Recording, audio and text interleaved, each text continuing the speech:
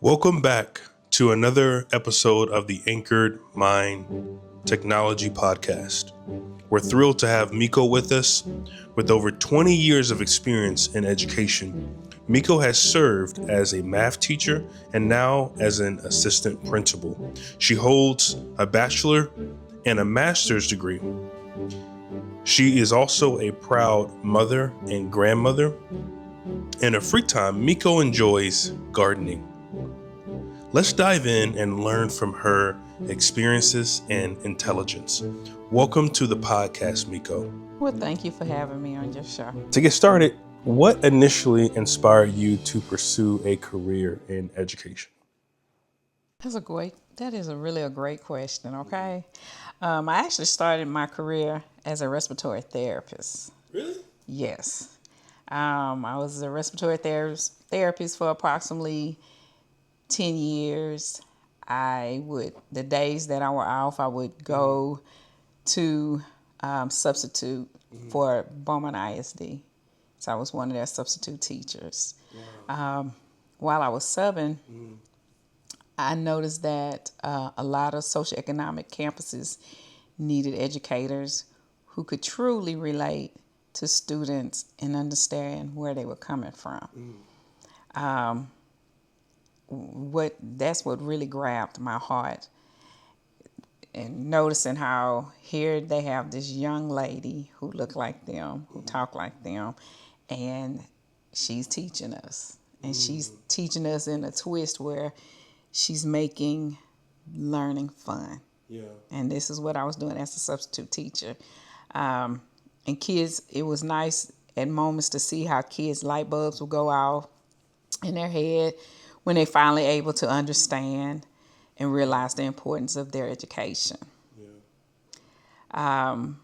Then when I went back to work, I prayed to God on how could I be a better asset to these kids in these campuses that were low socioeconomically. And then shortly after that, I got injured on my job, and I wasn't able to continue in that medical profession because I didn't meet the job qualification anymore. And so I trusted God to redirect my path. And the path that He redirected me to was education. And I felt like that was going to be my calling. Yeah. Wow.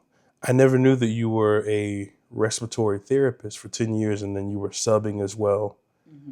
After about 10 years of you working as a respiratory therapist and also substituting, you decided to start your journey in education. Um, and can you tell us where did you start off education? Was it elementary, middle school, high school? Well, when I subbed the elementary and the middle school. As and I did some high school, but when I did high school, it was to work with the health occupation class, which are juniors and seniors who want to become nurses. And you go through that pathway of getting your CNA. And so I would work with that, being the fact that I had medical background. But I really noticed that my gift was needed in the middle school realm. Got you.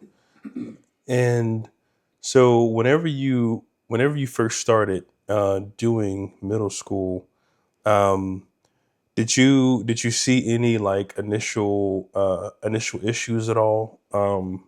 Not only I guess like with just teaching overall, but even just like the school environment, class environment. Yes, I did. What I saw was some teachers didn't have the passion and that they were just there.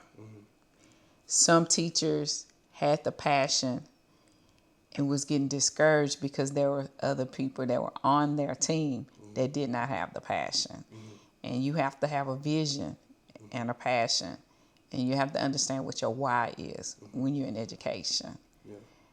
So I saw that a lot.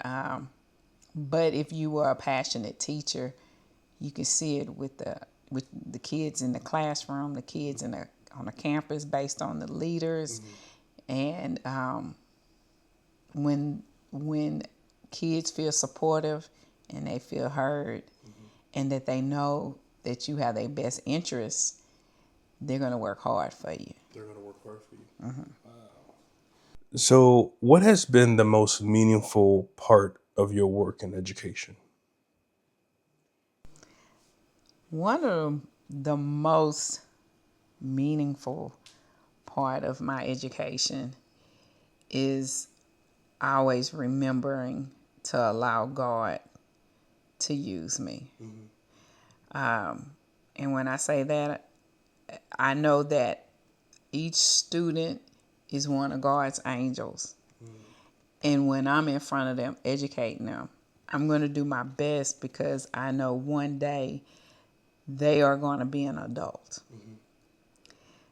And doing that, I've had the opportunity to have some of my former students reach out to me through social media. They thank me for being their teacher. Some of them thank me for the impact that I did on their lives. Because you have to remember, you in a low socioeconomic campus, so they don't have all those resources.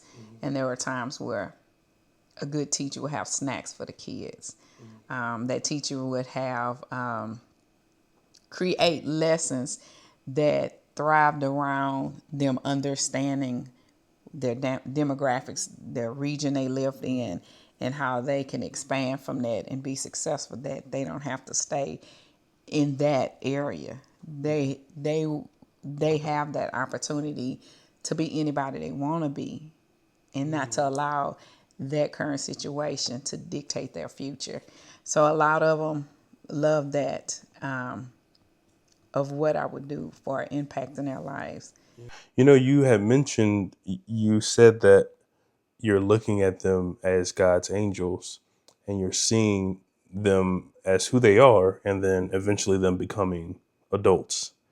And that takes a lot of prudency, like to just to look ahead to actually see that this child is going to grow up to be an adult, and all of their experiences that they've experienced with you, they're going to carry with them for the next 10, 20, and then just beyond. So, from your perspective, and this is kind of moving a little bit more on the perspective of burnout in education, because for one, Mekko, you have done 20 years of education, and I know that in today's age, a lot of young educators and even just caregivers that are actually coming into the field, or that have less than 5 years under their belt, I would like to believe that a lot of them find it very hard to imagine themselves being in education for 20 years. So, from your perspective, as an assistant principal now, how do you see burnout showing up among teachers today?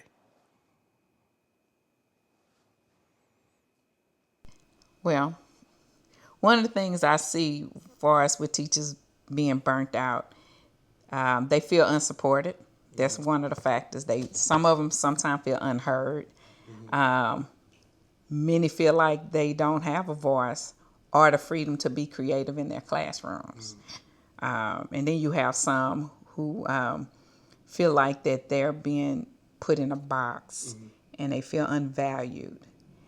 And that takes a toll on you emotionally and professionally when you feel this way. When you feel like that you're boxed in, and then also when you feel like you don't have the necessary resources, but then also you're trying to carry a load that's a lot more than what you expected. Yes, it is. It is a lot more, because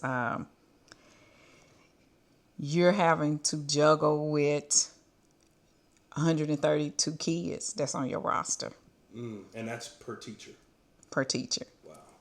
132 kids. Not only that, some of those kids going to have behavior issues. They may have a BIP. You may have some who have a learning difficulty. You may have some that have a learning disability, and they're all in one class. And they're all in one class. Yes. So you may have 20, 30 kids, but within those classes, some of those kids may have some of those deficits, and they may overlap. And they may overlap. Wow. And you, as a new teacher, you're being exposed to this for the first time. That's very overwhelming. That is overwhelming, especially when you map out over 100 kids, and then some of them have issues with their behavior that you may not have dealt with before. And then even on top of that, you're also dealing with just the general job as a teacher, the paperwork that comes with it, the meetings, and just all of the other job tasks. So do you feel like burnout is more common or more intense now than earlier in your career? Yes, I really do feel like that because teaching today is very different from when I was teaching.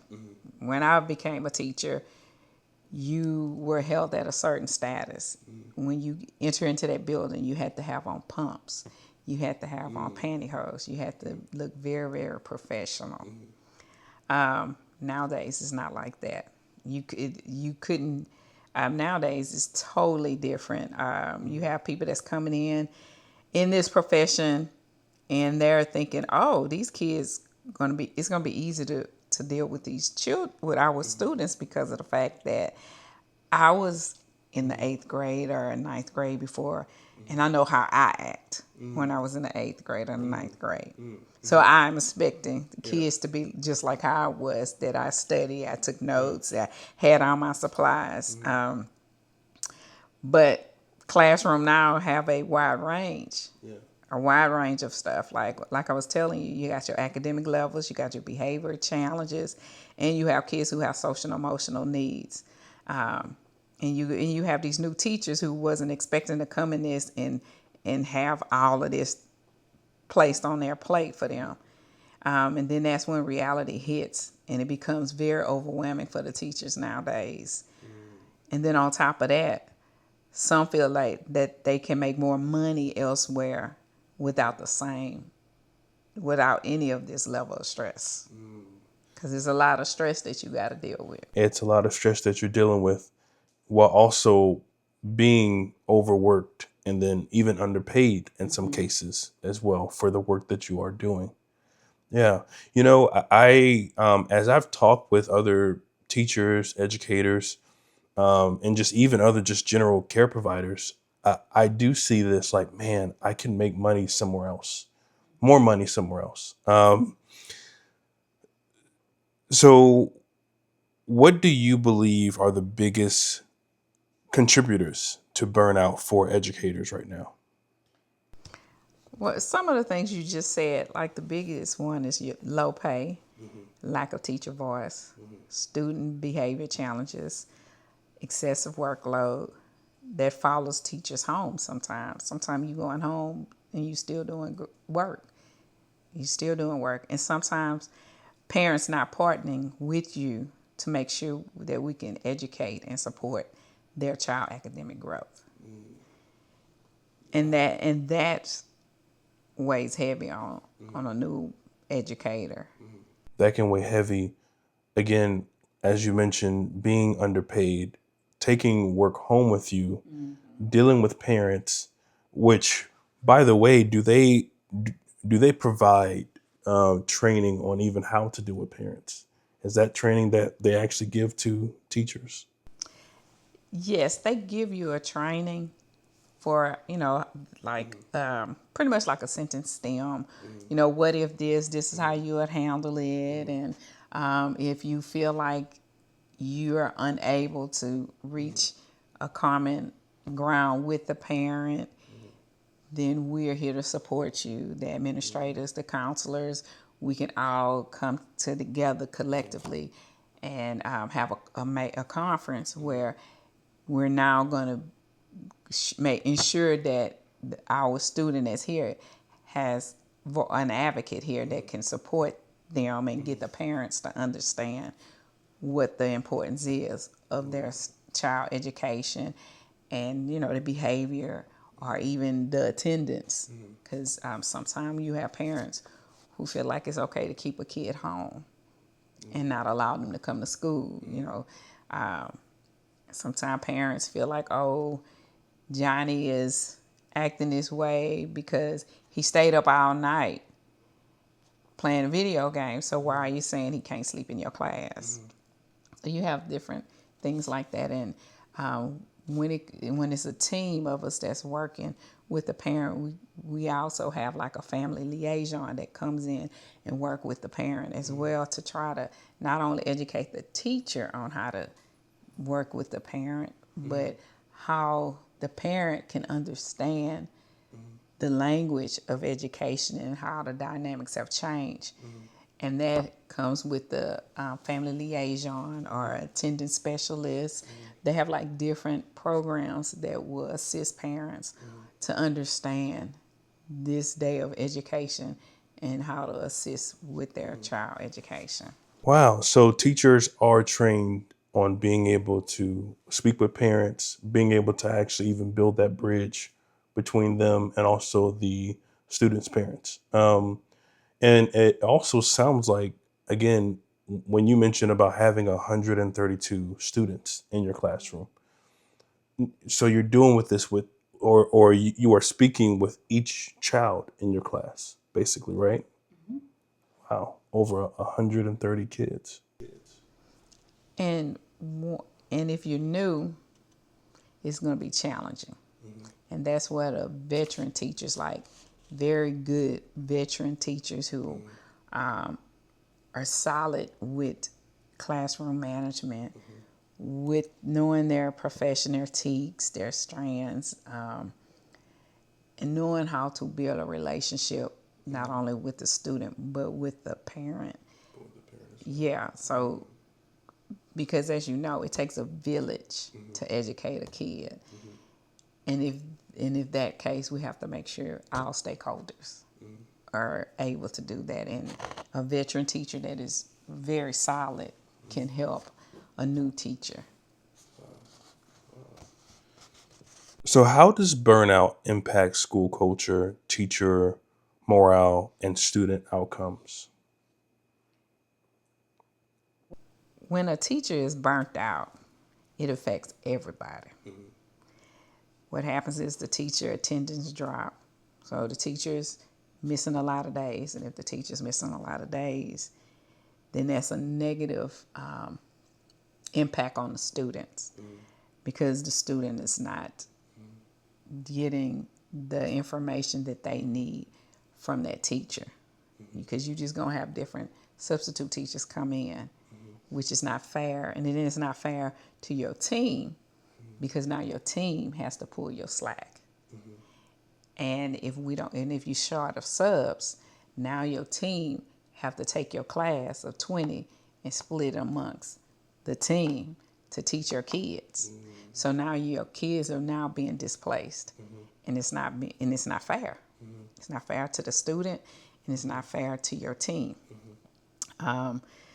So when you have this, now the collaboration within the PLC suffers, and then the students' learnings decrease.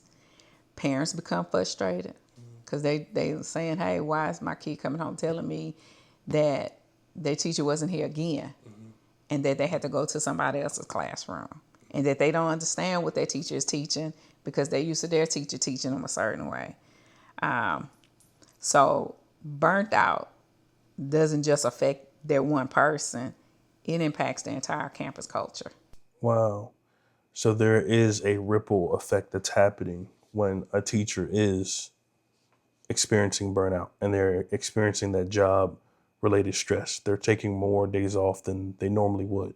Yes. And you're seeing the impact not only just in how the kids are learning, but also even how kids are split up, and even their coworkers are as well are taking on more of the responsibilities too. Wow.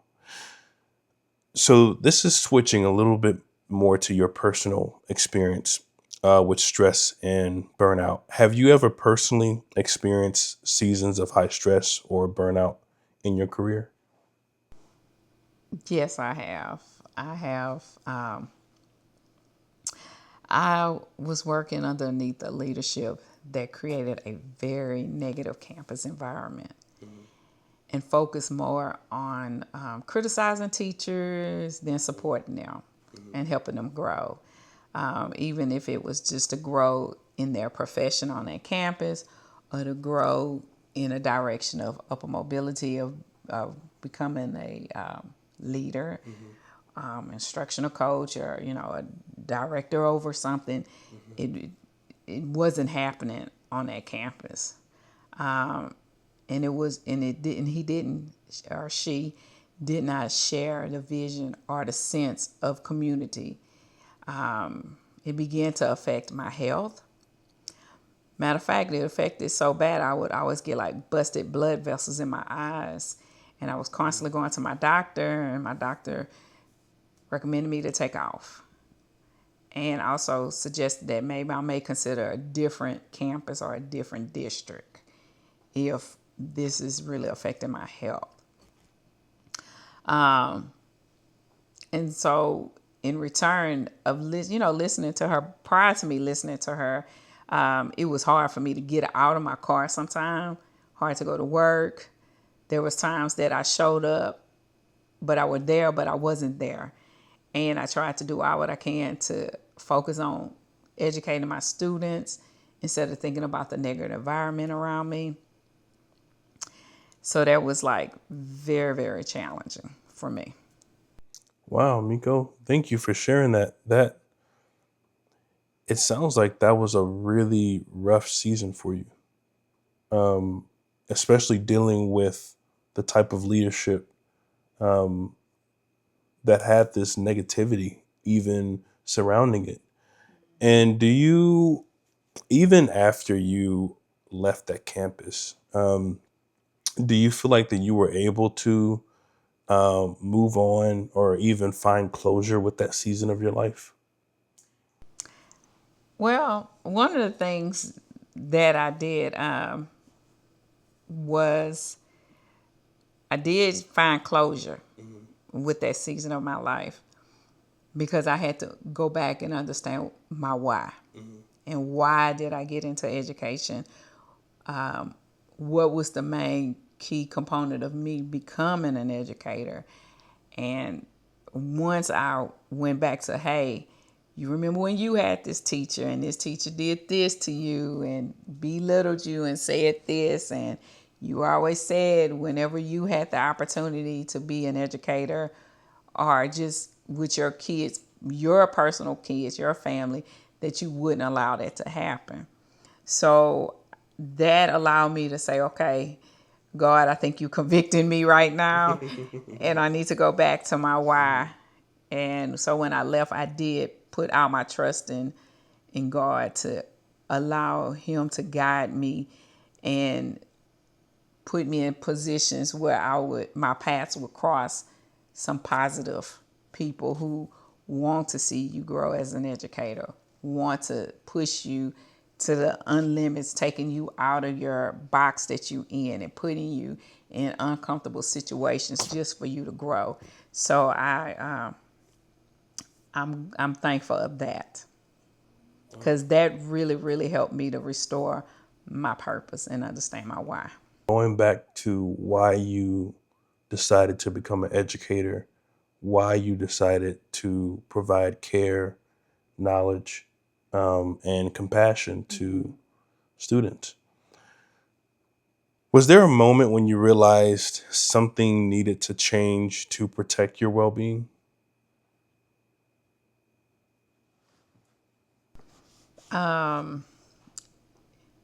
Yes. So there was that moment that I had to do. So as being that I'm in a leadership as a leader, I had to accept that not everyone will agree with me, and some people won't like my decisions. but I had to stay focused and grounded on the vision and mission of my campus, of my district, and of the community stakeholders. For me, managing my stress means I needed to prioritize my self-care, and that is exercising, resting, and believe it or not, laughing. Like if you laugh, that is really good for you. That's good for your heart, your soul. Praying and meditating, like you really need to find moments where you sit outside and just meditate and just relax and just woosah. Because once you release that, then you're able to get recharged and be able to do it all over again the next day. Yeah. And it sounds like there are several different activities, exercises, techniques that you do to really pour into yourself to be able to, like you said, to be ready for the next day. Because we know that teaching from August to May, things are on and popping. And then even as a assistant principal, you are here over the summer as well. Right. I have in this particular district, like in some other districts, you may have 2 weeks. This district I'm currently in, we have 6 weeks. Okay.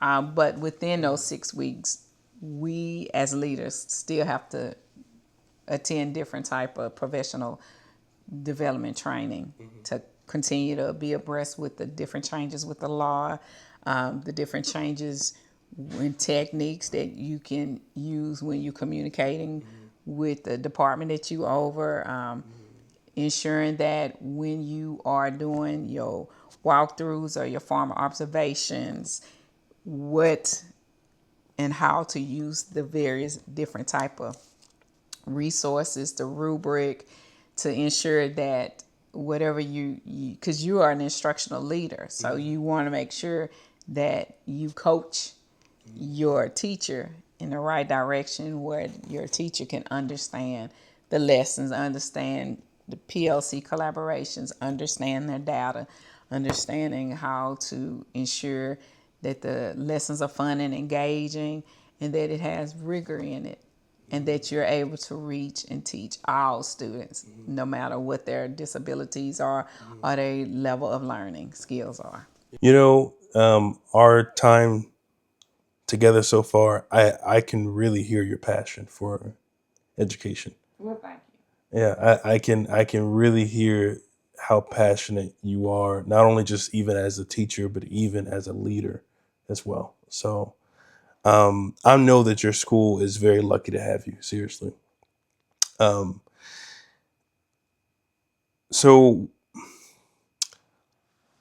I would love to know, and I'm sure even our audience would love to know as well, what has helped you stay grounded? What personal habits, boundaries, or mindsets have helped you sustain yourself over the years? And you talked about, meditation. You talked about even, spending time outside. What are some other habits and boundaries or even mindsets that you've been able to create for yourself? Um, one thing in this profession, you always have to learn not to take everything personal. You have to realize everyone is dealing with something, and not everyone knows how to handle challenge professionally. Okay, so you have to always extend them grace, which helps me helps me to understand that this is a profession. Okay.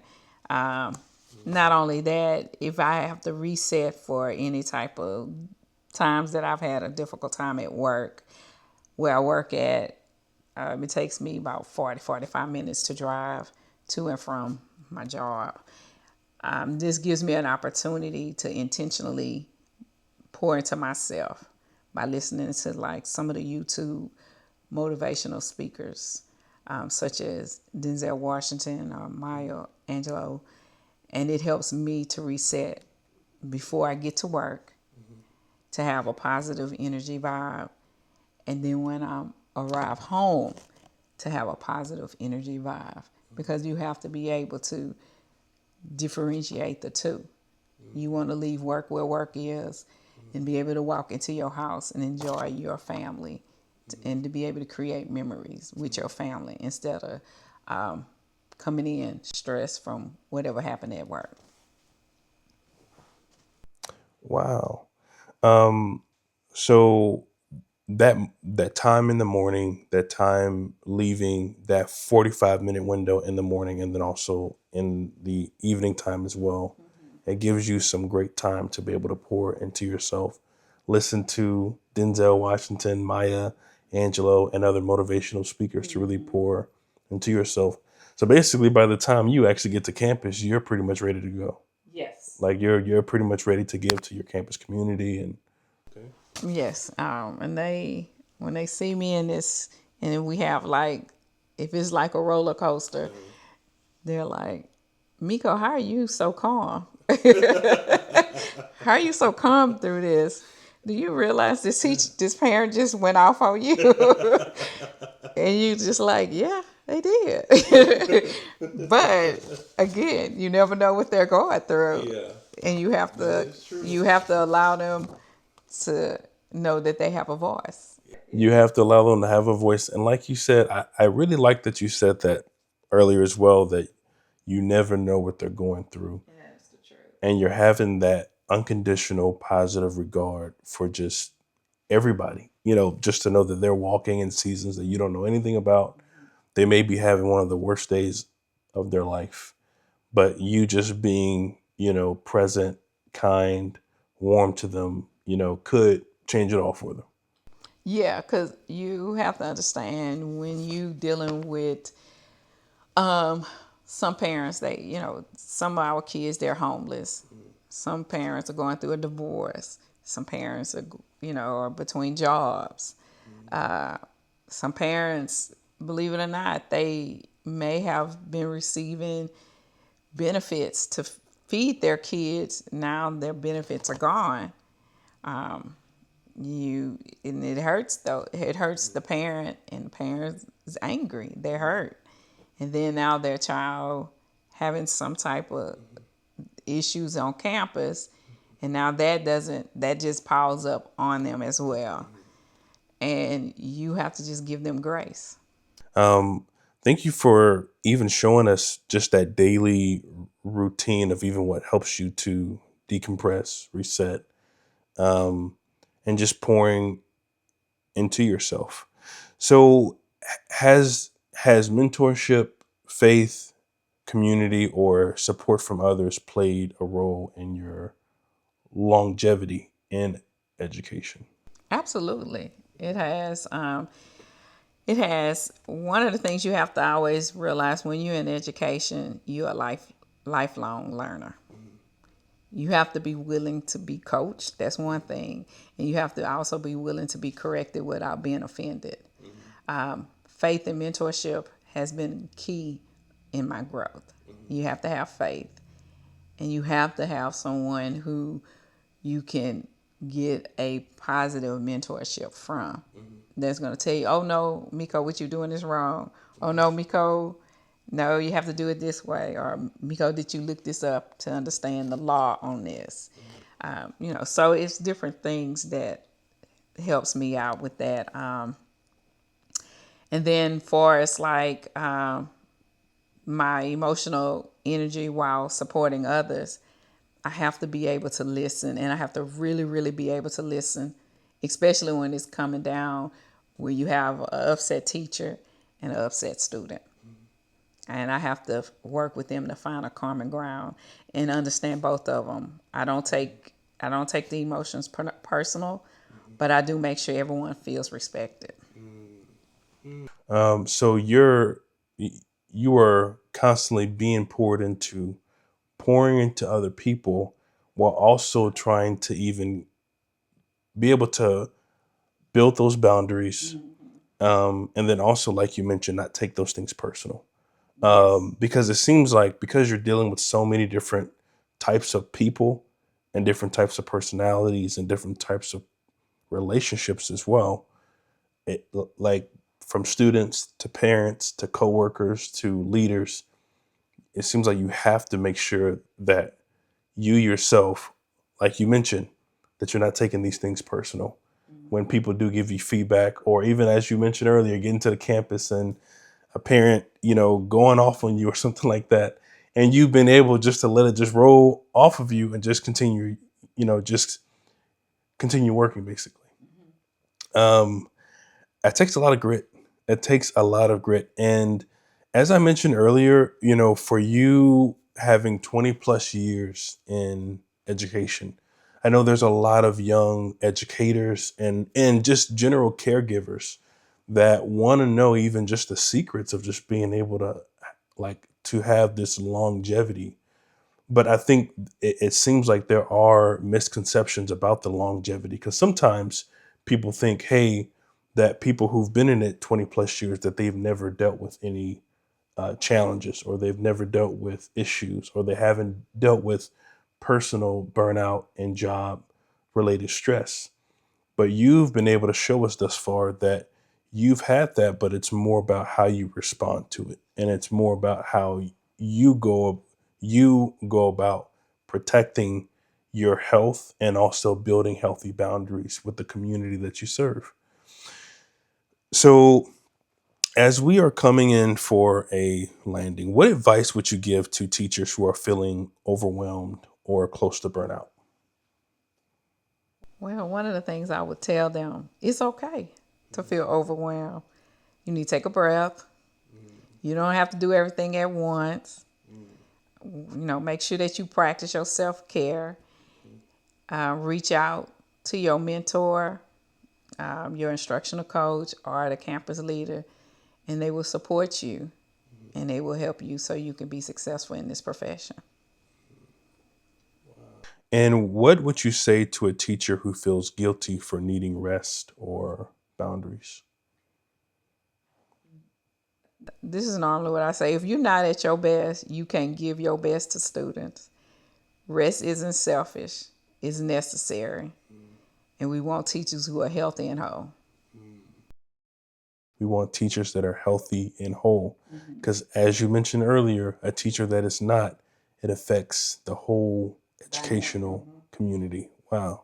It's a domino effect. Yeah.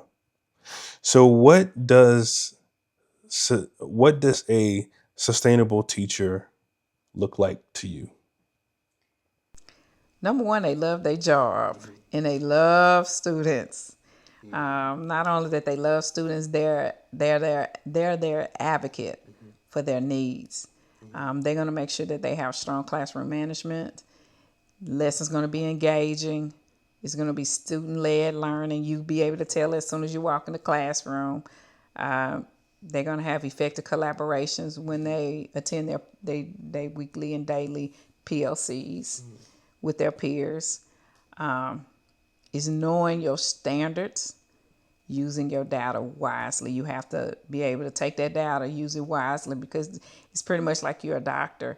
When you go to the doctor, they do these lab works on you, and then now they got to look at it, examine it, and then give you a prescription or a diagnose. That's just like having your data. You need to look at it wisely, understand it, figure it out. You got to know your teaks. You need to be able to look at it and see, okay, what was it that the kid came to me with? Knowing what do I need to do to assist them based on this particular strand of teak that they needed to learn. What is it that they're missing? It could be missing basic stuff, they basic math computations, or just knowing the vocabulary, or knowing just to read. Having a good strong reading level, and that the teacher have to always remember, you gotta always have to grow and learn.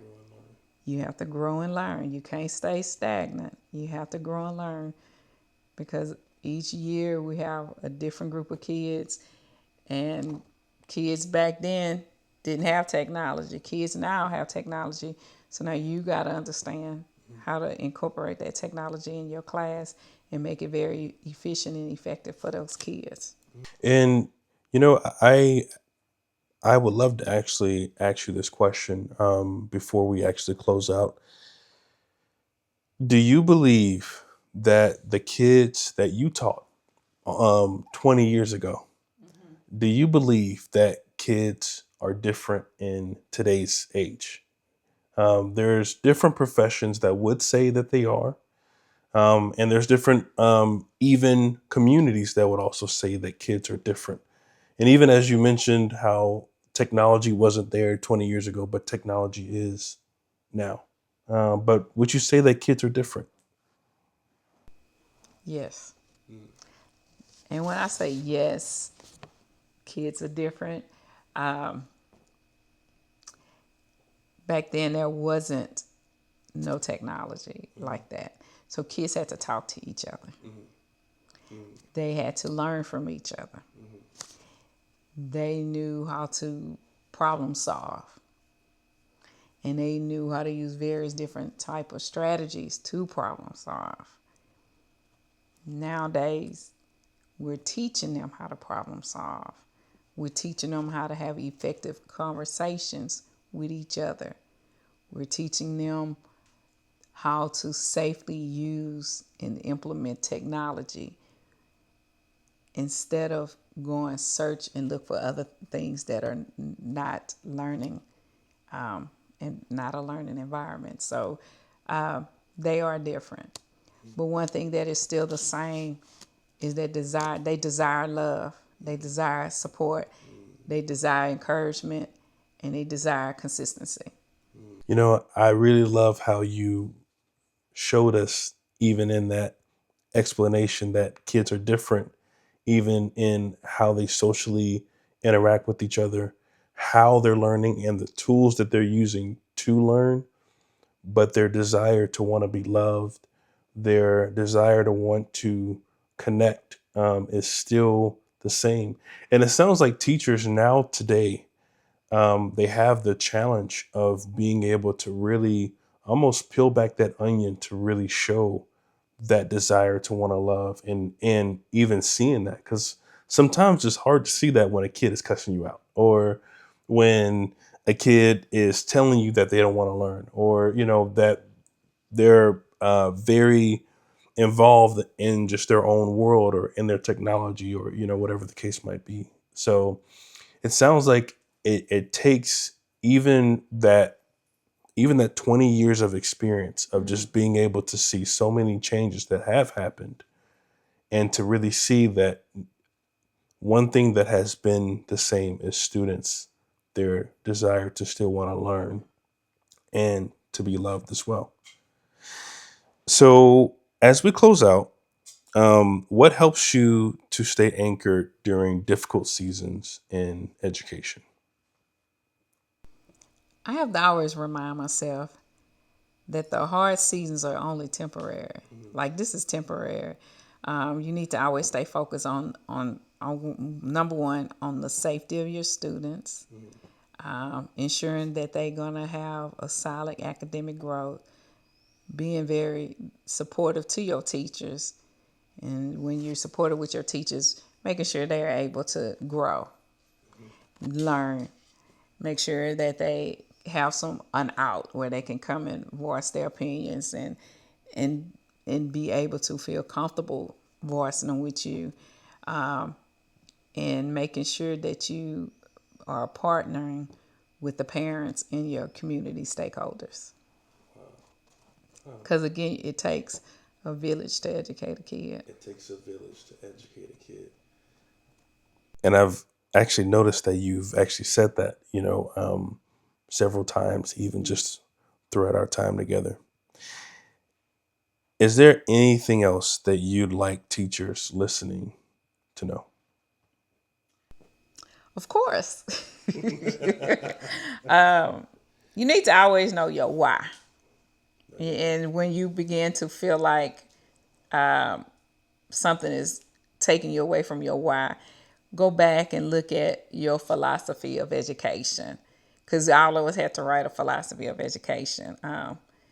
And you want to make sure you teach students the way you would want your own family taught. And don't feel guilty if you need to transition to another campus or district, especially if you're no longer growing. And sometimes growth requires a change. Sometimes growth requires a change. Mekko, that was very well said. Thank you so much for your time today. We appreciate teachers like yourself and leaders like yourself who have great experience and also that have a skill and a desire to want to pour into other people. And today you have done that to me and also to our audience as well. Well, thank you. Thank you, Mekko. Thank you.